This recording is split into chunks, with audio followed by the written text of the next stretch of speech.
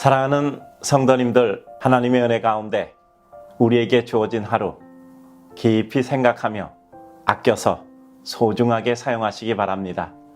오늘 저녁 모든 일 마치고 다시 한번 생각해 볼 때 오늘 참 잘 살았다 라는 마음이 드시는 하루 되시기 바랍니다. 기뻐하시고 행복하시고 누군가를 더욱더 기뻐하게 하시는 날 되시기 바랍니다. 칼럼 진행합니다.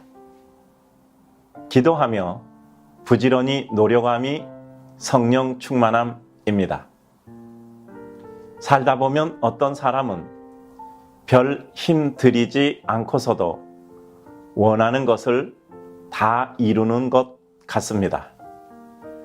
별로 성실해 보이지 않는 사람인데도 수년이 그의 길을 가는 것을 보기도 합니다. 하나님은 불공평하신 것일까요? 어려운 일이 있을 때 우리는 어떻게 해야 할까요? 기도만 하고 모든 것을 하나님께 다 맡기는 심정으로 가만 있는 것이 믿음일까요? 아니면 종종걸음으로 부지런히 애쓰고 울며 불면서라도 고개를 넘어가야 하는 것일까요? 삶이란 우리 인간의 눈으로 모든 것이 해석 가능하지도 납득 가능하지도 않습니다. 하나님의 뜻과 인간의 뜻이 다르고 하나님의 수준과 인간의 수준이 다르기 때문입니다. 같은 상황을 놓고도 하나님과 우리는 능력과 안목의 차이로 전혀 다르게 바라보기도 합니다. 그러기에 우리가 이해할 수 없는 것이 삶의 길에는 참 많습니다. 그러나 우리는 알 수 없고 이해할 수 없기에 주님을 못 믿는 것은 아닙니다. 오히려 알 수 없고 이해할 수 없기에 더욱 의지를 가지고 주님을 믿으며 겸손한 마음으로 주님을 알 수 있게 되기를 기도합니다. 내가 이해할 수 없는 사람이 잘 된다면 내가 알지 못하는 하나님께 인정받는 어떤 면이 있겠다 생각할 수 있습니다. 악인의 잘됨이란 내가 시기할 것이 아니라 하나님의 시간표 안에서 처리될 일이다 믿습니다.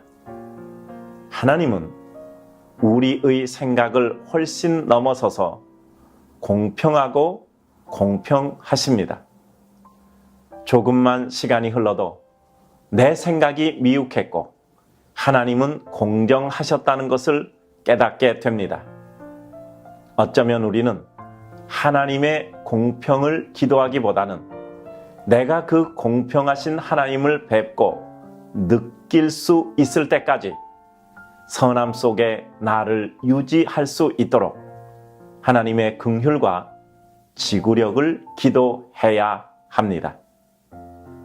성령 충만은 하나님의 뜻을 구하며 간절히 구함입니다.